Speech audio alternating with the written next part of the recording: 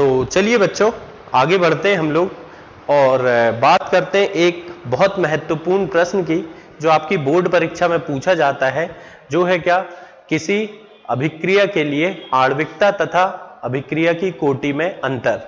तो वैसे तो मैंने आप लोगों को आणविकता क्या होती है ये भी सिखा दिया हूं, और बेटा अभिक्रिया की कोटि क्या होती है ये भी हम लोग पढ़ चुके हैं। अब यहां पर उन दोनों में अंतर देख रहे हैं। ये प्रश्न बेटा आएगा तो कम से कम आपको 3 नंबर देकर के जाएगा। बहुत अच्छा प्रश्न है बेटा, बहुत आसान है, तो इसीलिए आप लोग इसे बढ़िया आराम से तैयार कर लें, बहुत ध्यान से समझें। कोई कुछ कठिन वाला काम है ही नहीं बेटा, ये सीधे नंबर देकर के जाने वाला है। तो चलिए देखते हैं हम किसी रासायनिक अभिक्रिया की कोटि तथा आणविकता में अंतर।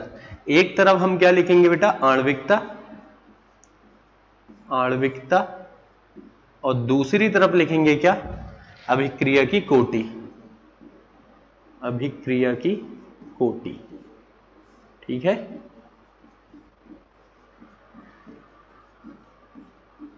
तो रासायनिक अभिक्रिया की आणविकता तथा अभिक्रिया की कोटि में अंतर हमें लिखना है।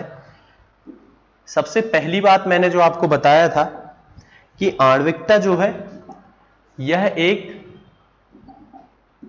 सैद्धांतिक मान है, ठीक है ना, यह एक सैद्धांतिक अवधारणा है, यह एक सैद्धांतिक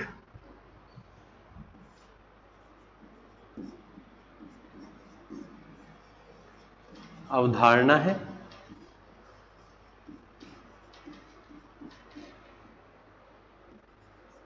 ठीक है। जबकि बेटा अभिक्रिया की कोटि जो है, अभिक्रिया की कोटि जो है यह एक प्रायोगिक अवधारणा है, यह एक प्रायोगिक अवधारणा है, ठीक है ना।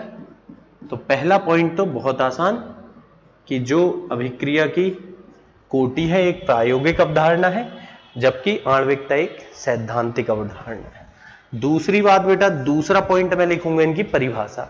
आणविकता किसे कहते हैं, किसी रासायनिक अभिक्रिया में किसी संतुलित रासायनिक समीकरण के अभिकारकों के रस समीकरण मिति घातांकों, रस समीकरण मिति गुणांकों का योग क्या कहलाता है बेटा, आणविकता कहलाता है। मतलब किसी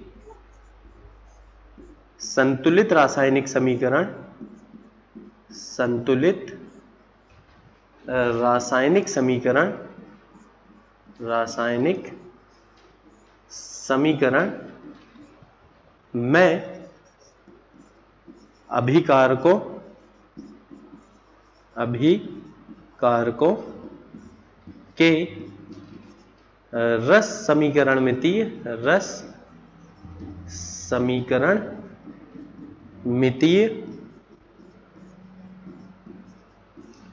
गुणांकों का योग, गुणांकों का योग क्या कहलाता है बेटा, आणविकता कहलाता है, आणविकता कहलाता है, ठीक है ना।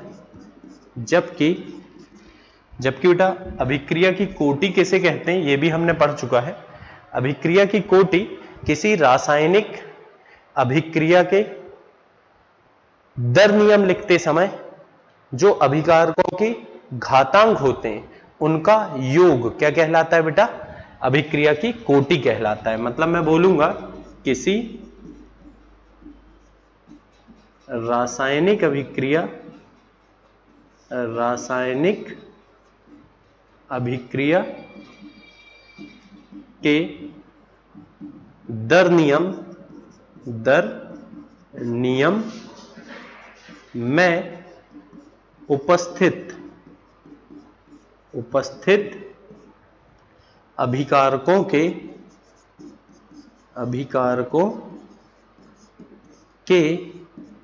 घातांकों का योग, घातांकों का योग क्या कहलाता है बेटा, अभिक्रिया की दर कहलाता है। सॉरी बेटा, अभिक्रिया की कोटि कहलाता है, अभिक्रिया की कोटि कहलाता है। तो ये कोई बहुत बड़ी बातें नहीं कर रहे हैं बेटा, अपन छोटी छोटी बातें हैं जो अपन ने पहले ही पढ़ चुके हैं, उनको हम अंतर के रूप में लिख रहे हैं ताकि आपका बोर्ड परीक्षा का एक बढ़िया प्रश्न तैयार हो जाए। अब अगली बात है बेटा कि अगर मेरे पास कोई संतुलित रासायनिक समीकरण है, उसे देख करके मैं आणविकता का मान बता सकता हूं, लेकिन बच्चों किसी संतुलित रासायनिक समीकरण को देख करके हम अभिक्रिया की कोटि नहीं बता सकते हैं। क्या कहना चाह रहा हूं मैं? अगला पॉइंट, किसी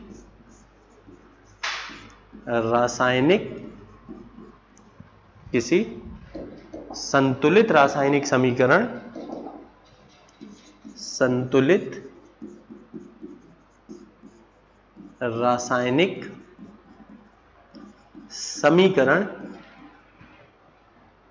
को या किसी संतुलित रासायनिक समीकरण से आणविकता का मान बताया जा सकता है। आणविकता का मान बताया जा सकता है। जबकि किसी संतुलित रासायनिक समीकरण से अभिक्रिया की कोटि का मान, किसका मान बेटा? किसी संतुलित रासायनिक समीकरण से अभिक्रिया की कोटि का मान नहीं बताया जा सकता है ना? से अभिक्रिया की कोटि नहीं बताई जा सकती है। तो ये बहुत छोटी छोटी बातें हैं बेटा और बहुत ही आसान से पॉइंट है, आपको याद भी आसानी से हो जाएंगे। फिर अगला पॉइंट हमने देखा था कि जो आणविकता का मान होता है सदैव एक धनात्मक पूर्णांक होता है। यह कभी शून्य या प्रभाज के रूप में अर्थात बेटा भिन्न संख्या के रूप में नहीं हो सकता है। आणविकता सदैव एक धनात्मक पूर्णांक होती है।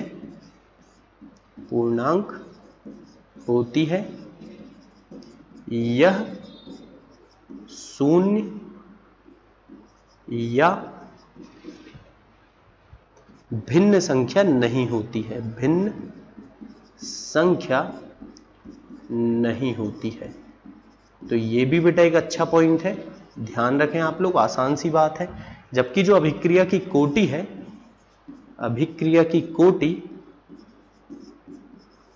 ये बेटा धनात्मक पूर्णांक के साथ साथ अभिक्रिया की कोटि धनात्मक पूर्णांक के साथ साथ धनात्मक पूर्णांक भी हो सकती है, या बेटा शून्य भी हो सकती है, या भिन्न संख्या भी हो सकती है। भिन्न संख्या भी हो सकती है। तो ये बहुत अच्छे पॉइंट है बेटा, आसान पॉइंट, इनको आप अच्छे से एक बार साथ में लिखते चले और याद करना तो बेटा आसान ही होगा, कोई कठिन बात इसमें हमने बोली नहीं है। अब अगली बात कि अगर कोई जटिल अभिक्रिया है तो उसके प्रत्येक पद के लिए आणविकता अलग अलग होती है, जबकि बेटा जटिल अभिक्रिया के लिए अभिक्रिया की कोटि केवल मंद पद से निकाली जाती है। मतलब मैं बोलूंगा बेटा कि किसी जटिल अभिक्रिया के लिए अभिक्रिया की आणविकता प्रत्येक पद के लिए भिन्न होती है। मतलब बेटा अलग अलग होती है, अलग अलग पद के लिए अलग अलग होगी, है ना। लेकिन जो हमारी अभिक्रिया की कोटि है, किसी जटिल रासायनिक अभिक्रिया के लिए जब हम अभिक्रिया की कोटि लिखते हैं बच्चों, तो क्या होगा? किसी जटिल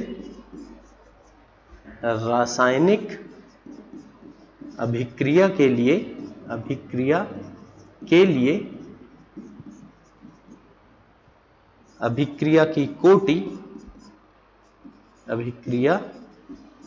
की कोटि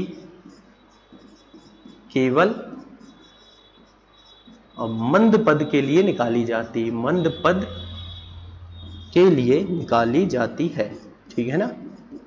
तो ये कुछ छोटे छोटे पॉइंट बेटा, आप कम से कम ये 5 पॉइंट याद कर सकते हैं ताकि आपको आराम से बेटा इसमें से 3 नंबर मिल जाए, है ना?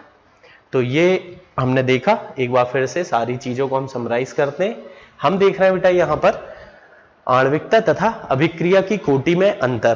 पहला पॉइंट हमने बोला आणविकता एक सैद्धांतिक अवधारणा है, जबकि अभिक्रिया की कोटि एक प्रायोगिक अवधारणा है। फिर दूसरी बात हमने बोली कि अभिक्रिया किसी संतुलित रासायनिक समीकरण में अभिकारकों के रस समीकरण मितीय गुणांकों का योग क्या कहलाता है बेटा? आणविकता कहलाता है।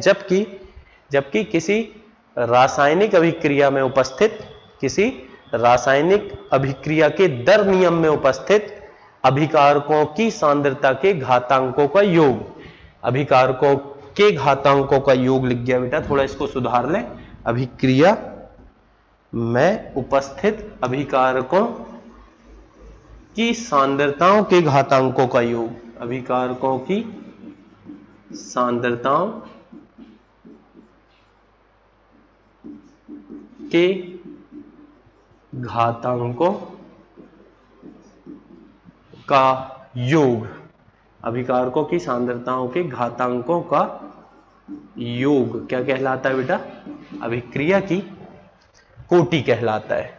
किसी संतुलित रासायनिक समीकरण को देख करके आणविकता का मान बताया जा सकता है, किंतु बेटा अभिक्रिया की कोटि नहीं बताई जा सकती है। फिर यह सदैव धनात्मक होता है, यह कभी भी शून्य या भिन्न नहीं होता, जबकि अभिक्रिया की कोटि धनात्मक भी हो सकती, शून्य भी हो सकती तथा भिन्न भी हो सकती। फिर बेटा आखिरी पॉइंट हमने बोला कि किसी जटिल रासायनिक अभिक्रिया के लिए आणविकता प्रत्येक पद के लिए भिन्न होती है, जबकि किसी जटिल अभिक्रिया के लिए अभिक्रिया की कोटि केवल मंद पद से निकाली जाती है। अर्थात बेटा अलग अलग पद है तो आपको केवल मंद पद की कोटि ही अभिक्रिया की कोटि, अलग अलग पदों के लिए लिखने की आवश्यकता नहीं होती। तो यह था बच्चों एक बहुत महत्वपूर्ण प्रश्न, अभिक्रिया की कोटि तथा आणविकता में अंतर। आप इसे बढ़िया से नोट कर लीजिए और तैयार कर लीजिए। अगर किसी पॉइंट में कोई डाउट है तो आप कमेंट बॉक्स में कमेंट करके पूछिए, मैं बिल्कुल आपके डाउट को सॉल्व करने की कोशिश करूंगा।